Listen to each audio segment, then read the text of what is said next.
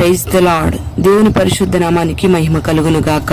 అనుదిన దైవ కృపా కార్యక్రమం ద్వారా ఈ దినం దేవుని మాటలు వింటున్న దేవుని బిడలైన మీ అందరికీ పేరు పేరున ప్రత్యేకమైన వందనాలు తెలియపరుస్తున్నాం. నా దేవుడు నిశ్చయముగా మిమ్మల్ని ఆశీర్వదించును గాక.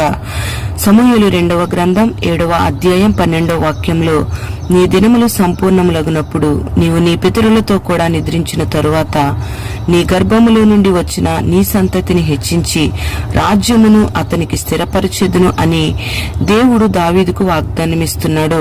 దావీదుతో మాట్లాడుతున్నాడు. ప్రియ దేవుని బిడ్డలారా, ఇక్కడ దావీదు సంతానం హెచ్చించబడడానికి గల కారణం, స్థిరపరచబడడానికి గల కారణం ఏంటి అని మనం ఆలోచన చేస్తే, దావీదు దేవుని ఎదుట తన్ను తాను ఎంతగానో తగ్గించుకుంటూ ఉన్నాడు.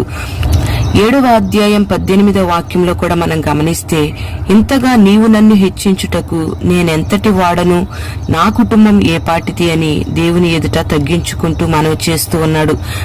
చాలా మంది దేవుని ద్వారా మేలు పొందుకున్న తర్వాత దేవునికి కృతజ్ఞత కలిగి జీవిస్తారు. కొంతమంది దేవుని ద్వారా మేలు అనుభవించిన తరువాత కృతజ్ఞత లేకుండా దేవునికి దూరమైపోతారు. సేవకుల్ని, సంఘాన్ని విడిచిపెట్టి వెళ్లిపోతూ ఉంటారు. కానీ దేవుని ద్వారా మేలు పొందుకున్న దావీదు, దేవుని ద్వారా యుద్ధంలో జయాన్ని చూసిన దావీదు, ఎన్నో ఘనమైన కార్యాలను చూసిన దావీదు మాత్రం దేవునికి కృతజ్ఞతలు తెలియపరుస్తూ ఉన్నాడు. ఇంతగా నీవు నన్ను హెచ్చించుటకు నేనెంతటి వాడను అని దేవునిని గణపరుస్తూ తను తాను తగ్గించుకుంటూ ఉన్నాడు. ఇక్కడ దావీదుని మనం గమనించినట్లయితే, దావీదు తనకున్న జ్ఞానాన్ని బట్టి గాని, తనకున్న బలాన్ని బట్టి గాని, తనకున్న రాజ్యాన్ని బట్టి గాని, తనకున్న బలగాన్ని బట్టి గాని ఏమాత్రం అతిశయించటలేదు. తనకున్న అతిశయమంతా దేవుని కృపేనని ఇక్కడ తలంచుకుంటూ దేవుని మీద ఆధారపడి దేవుని నామాన్ని మాత్రమే గణపరుస్తూ ఉన్నాడు. తన కుటుంబాన్ని తన్ను తాను తగ్గించుకుంటూ ఉన్నాడు. మరి చాలా మందిని మనం గమనించినట్లయితే, వారికున్న బలాన్ని బట్టి, ధనాన్ని బట్టి, వారికున్న ఆస్తుల్ని బట్టి వాళ్ళని వాళ్ళు హెచ్చించుకుంటూ ఉంటారు గాని దేవుని ఎదుట మాత్రం తగ్గించుకున్నట్లుగా నటిస్తూ ఉంటారు. మరి పరిశుద్ధ గ్రంథంలో యోహాను సువార్త 3వ అధ్యాయం 30వ వాక్యంలో మనం గమనిస్తే, యోహాను కూడా దేవుని ఎదుట తగ్గించుకుంటూ ఉన్నాడు. అతడు మండుచు ప్రకాశించే దీపమని, స్త్రీలు కనిన వారిలో గొప్పవాడని, పరిశుద్ధాత్మతో నిండుకున్నవాడని యేసయ్య ద్వారా సాక్ష్యం పొందుకున్నప్పటికీ కూడా ఆయన హెచ్చవలసి ఉన్నది, నేను తగ్గవలసి ఉన్నది అని దేవుని ఎదుట తగ్గించుకుంటూ ఉన్నాడు. పరలోకము నుండి దిగివచ్చిన యేసయ్యను కూడా మనం గమనించినట్లయితే, ఆయన పరలోకం నుండి భూలోకానికి దిగివచ్చి తన్ను తాను తగ్గించుకొని తన్ను తాను రిక్తునిగా చేసుకున్నాడు. అంటే ఏమీ లేనివానిగా అంతగా దీనమైన స్థితిలోనికి ఆయన వెళ్లిపోయాడు. మరి సిలువలో మరణం పొందినంతగా కూడా ఆయన తగ్గించుకున్నాడు.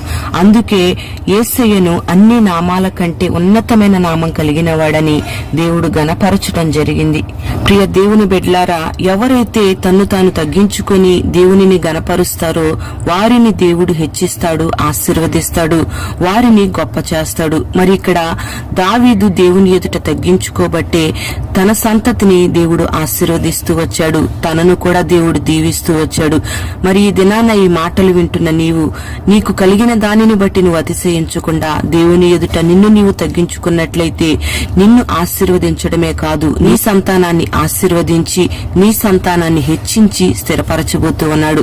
మరి ఈ దినాన అట్టి మనస్సును దేవుడు నీకు దయచేయునుగాక. నీ సంతతిని దేవుడు ఆశీర్వదించునుగాక. ప్రార్థన. పరిశుద్ధుడవైన తండ్రి, ప్రేమ కలిగిన దేవా, నీకు స్తోత్రం చెల్లిస్తున్నాం. ఈ దినం ఈ మాటలు విన్నని బిడ్డలందరినీ పేరు పేరున మీరు ఆశీర్వదించండి.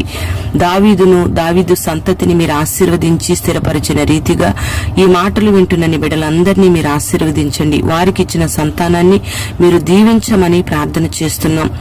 ప్రతి ఒక్కరూ కూడా మీరు చేసిన మేలులకు కృతజ్ఞత కలిగి నీ ఎదుట తగ్గించుకొని తగ్గింపులో ఉన్న ఆశీర్వాదాలను పొందుకోవడానికి మీరు కృప దయచేయండి. నీ నామాన్ని హెచ్చించి గణపరిచేవారిగా మీరు బిడ్డలకు మీరు కృప చూపి సహాయము చేసి మహిమ మీరు పొందుకొనమని యేసు నామములో అడుగుచున్నాము తండ్రి. ఆమేన్.